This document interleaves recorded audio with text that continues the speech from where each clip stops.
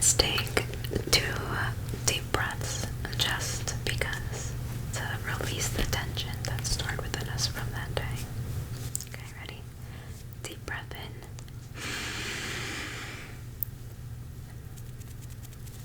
in. And release.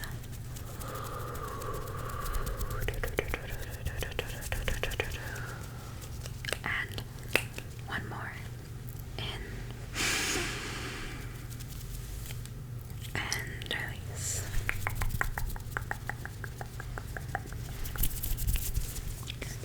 Now, today I have very, very dim lighting because I am going to hopefully be reading you to sleep.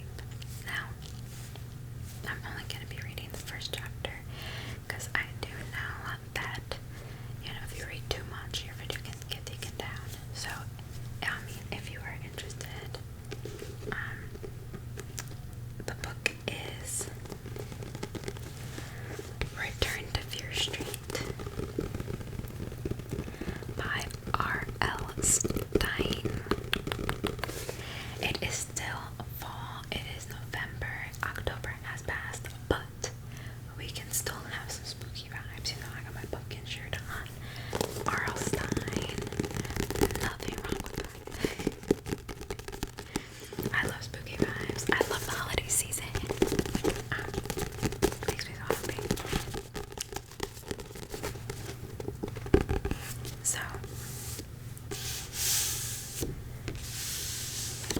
this is the cover. It is a skeleton back here. Skeleton back there. You can see the eye right here. The circle. Then you have a girl over here. And like three, I believe. Heads right here. 1, 2, 3. 1, 2, 3, 1, 2, 3. R.L. Stein. Yes, he does not only write Goosebumps. And this is actually a new book. I bought this in a bookstore. I love going to bookstores, like Barnes and Noble. Love it. I love the smell of new books, or just like the bookstore in general. It just smells so good, And this is a brand new book. It is meant to look old, which I thought was pretty cool. As you can see over here.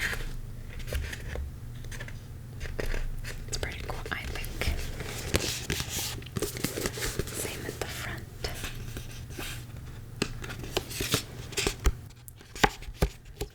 Brand new book made to look old. So the back said, Poppy Miller swears she'll get payback for Jack Saber's cruel prank that humiliated her in front of all of her friends. Then her classmates started turning up dead. All eyes were on Poppy. Is Poppy being framed? Or did the kids of Shadyside High mess with the wrong girl? In this all-new Fear Street story, only one thing is for sure. Someone is out for deadly revenge. So R.L. Stein's new book series, I guess, or book installments, I guess, are the Fear Street story, and they're or stories, and they are for older,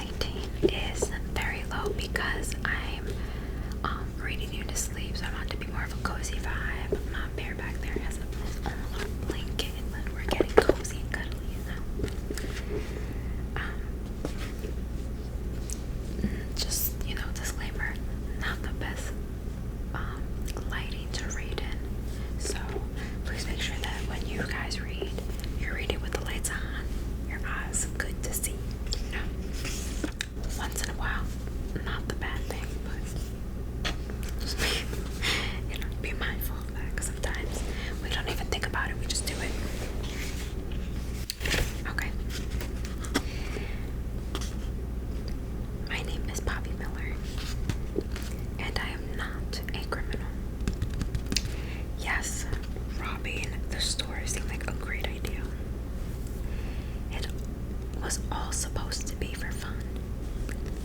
My friends and I were bored and we wanted to be famous. We wanted someone to think we were brave and outrageous. And I have to admit, I was trying to impress Jack Sebers. Show him how bold I could be, how daring. Sure, I was crushing on Jack. I wanted to be as dangerous as Jack. I didn't really think about it at the time. The robbery idea just came from out of nowhere. And the next thing I knew, my friends and I were pulling back ski masks over our heads and preparing to burst into Harlow's. The robbery idea just came from out of nowhere. And the next thing I knew, my friends and I were pulling black ski masks over our heads and preparing to burst into Harlow's Big and Bay to perform our stick-up. Yes, it was all fun and games. Fun. Remember that. Oh my gosh, I'm struggling. Don't read in the dark. Manny had his phone raised, ready to video the whole thing. Ready to put our bold robbery online for everyone to enjoy. But things don't always go the way you planned, do they? My heart was pumping. Not with fear, but with excitement. My skin actually tingled. I'd never felt so alert, aware of every sound, every flash of color. It was all happening in slow motion. Ivy tucking her hair under her mask. Jeremy smoothing down the front of his t-shirt as if he wanted to look good in the video. Manny's dark eyes sparkling through the mask eye holes. We pushed up the glass front door, stepped into the bright light of the store, as if stepping into a spotlight on stage. So totally exciting. But then Jack slipped the pistol into my hand. I was getting serious. And everything changed. We never talked about using a gun. It wasn't part of the plan. I didn't want it. I wanted to drop it. I wanted to let go. But my fingers wouldn't move, as if they were glued and locked. It weighed a ton in my hand. It was burning in my hand, but I couldn't let go. When Mr. Harlow, the store owner, reached into his cash drawer behind the counter, his eyes were wide with surprise and anger. When he reached into the drawer, the gun went off. The gun in my hand went off, and my life was changed forever. Dang. These kids in high school. Crazy. Part 1. 6 weeks before the robbery. So that was like the pre, you know.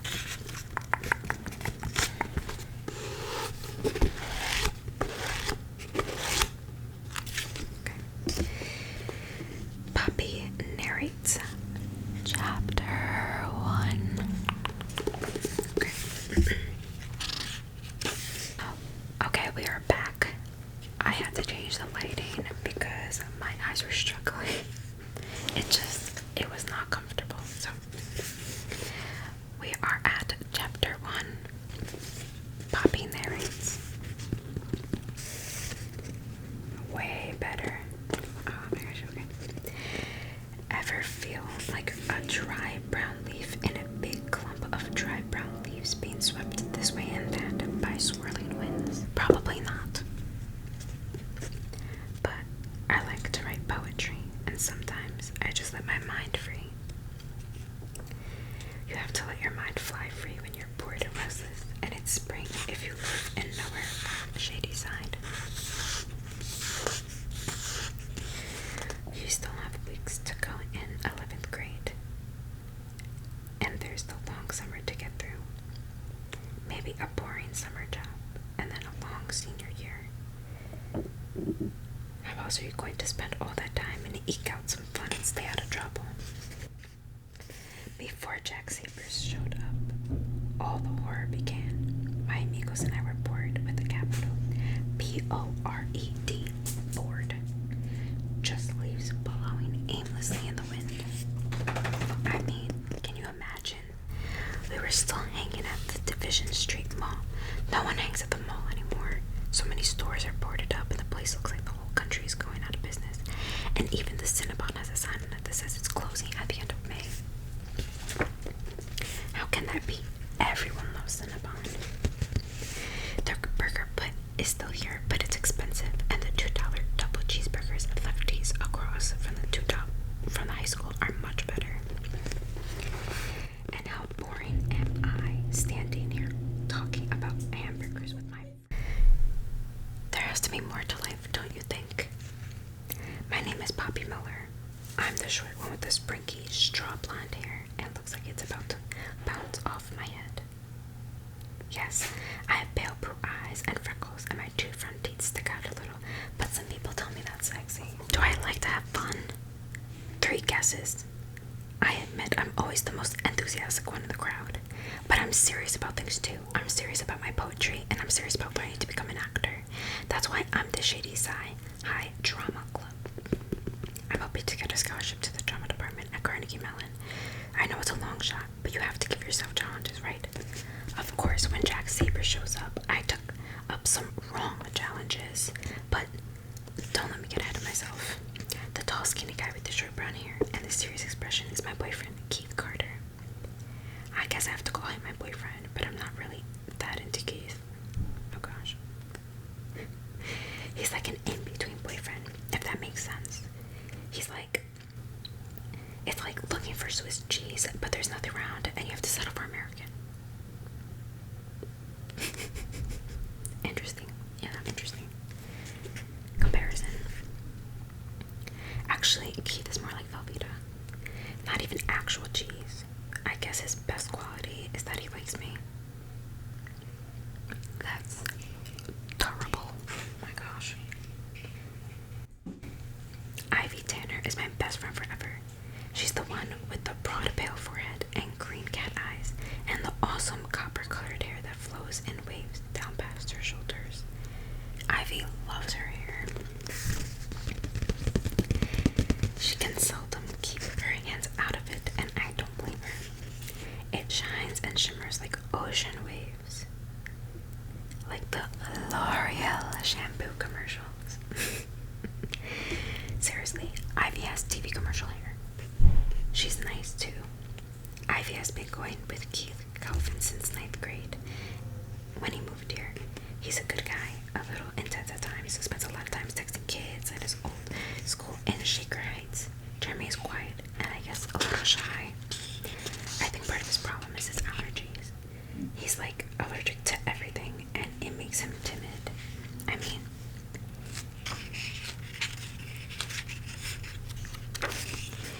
he always has to know what is in something before he'll eat it.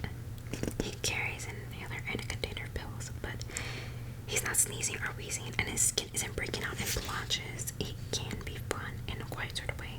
He has a dry sense of humor. I love that. Most of Jeremy's jokes go right over the head last month for the group. Manny Klein. Manny is big and wide and loud and grinning fooled and is always punching people and pretending to want to box with them. He doesn't have a mean bone in his body. He's just fun all the time and he has a great toothy smile and makes us all laugh. Manny is a musical genius. Oh, heck yeah. He can pick up any instrument and play it, but he's a wizard on guitar and on keyboard. I should mention saxophone. He's in band with some guy from Martinsville High, but they weren't good enough. He got discouraged and quit. Oh man, that sucks. The 5 of us are pretty tight. I don't know how you'd describe us. We're not in the cool clique at school. We don't live in North Hills, and we don't take tennis lessons and horseback riding on Saturdays. We're not brainiacs, although we're smart enough to get by. We're definitely not jocks. We're the undescribables, I think. That's a good title of a poem. We're just there, you know. We're just people. I mean, we all want to get somewhere, be something eventually, but It's also hard to stay motivated when spring comes and the warm air lulls you into laziness and the air smells so sweet. It, like, teases you and you feel so restless. It's almost an itch, I think, an uncomfortable feeling on your skin and inside you that you should have more going on. Or is that just more poetry and Poppy Miller?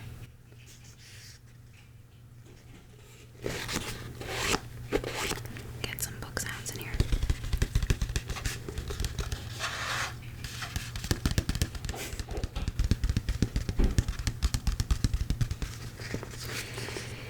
Anyway, that day we'd been wandering around the mall and we ran into a few kids from school.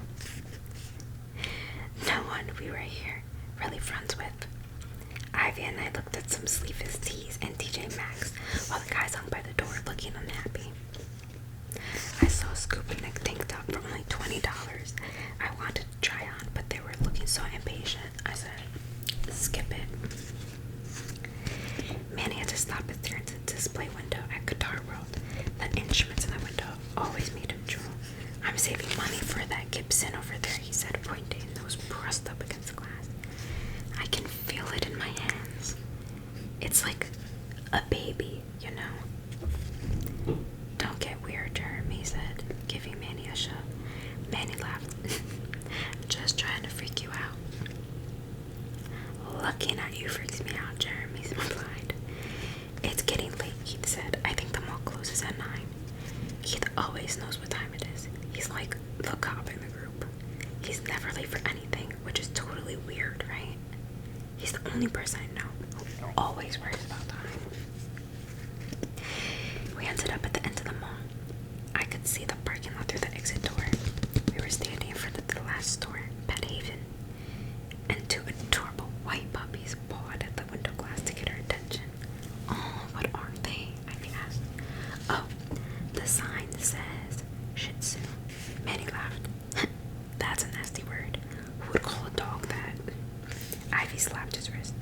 It's 2 words and it's Chinese. Manny glazed at the puppies behind the glass. Do you think they speak Chinese? Oh my god, they are adorable. I want them both, I said. Look, that one is jumping up and down. He likes me. Your mom would kill you if you brought home a dog, Keith said, shaking his head. Why does he always have to be so sensible? He's so totally predictable. I ignored him. Let's go in. I have to cuddle that dog. I mean, really. Jeremy took a step back. I can't go in the store, he said. I'm allergic to dog dander. Manny laughed. Dog dander? Is that a thing? Dog fur, Jeremy said. I'm totally allergic. I started to pull off the silk scarf I had around my neck. Wrap this around your face, I said, and maybe you'll be okay. No way. Jeremy backed away, motioning with both hands. I can't wear it unless you wash it first. My skin is very sensitive, and you should live in a plastic bubble, Manny said. Maybe. People would feed you through a tube inside. Jeremy scowled at him. Funny, he muttered. Do you think I like being a freak of nature, allergic to everything? Manny actually blushed. Hey, I'm sorry, man, he said. I didn't mean it. You're right. That was stupid. I shouldn't make fun. Just because you're a freak of nature. He yawned and slapped Jeremy on the back. Poppy thinks the scarf can solve any problem, Ivy said, trying to change the subject, I guess. My friends are always making fun about the scarves I wear, but I love them. I always like to have a really colorful one draped around me. It's not so weird. My parents took me to Paris when I was 10 and all the women wore beautiful scarves. Stylish scarves over there. So I adopted the habit. It's like my trademark. Ivy pointed to the store window. That puppy has its eyes on you, Poppy. Look at his little tail snapping back and forth. That's hilarious. Like a cartoon. I started to pull open the glass front door, and if I had continued walking into the store without glazing to one side, everything would have been fine, and maybe not then many things would have happened. But I stopped and glanced at the door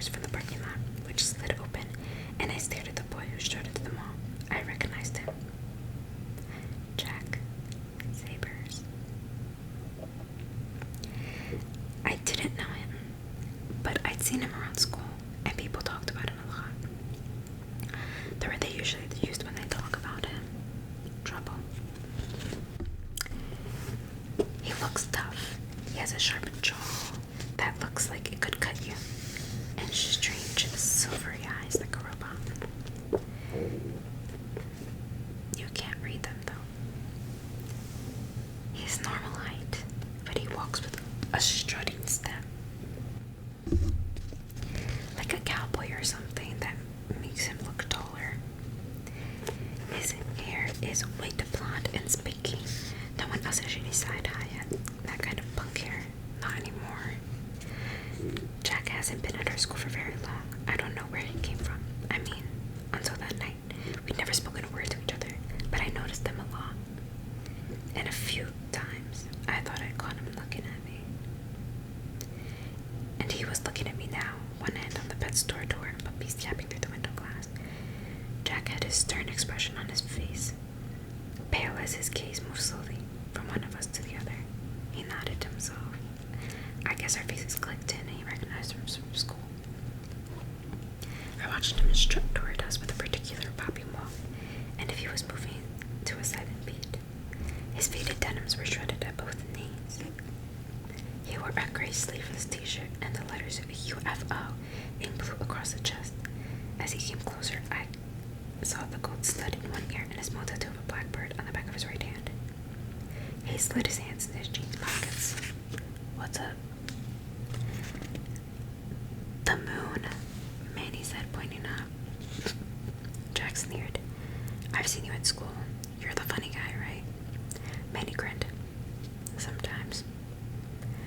We're just hanging, I said. I couldn't believe his eyes. They were like silvery mirrors. He studied me for a long moment. You bored? Ivy and I nodded. Keith took a step back. Maybe Jack made him nervous. Not much happening here, Jeremy said. A tight-lipped grin spread over Jack's face. He leaned toward me until he was almost touching me. Want to do something dangerous?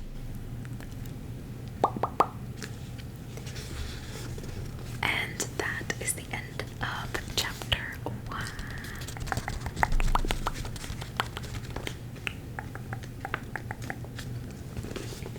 So, I've never read this book. It is actually my first time reading the book.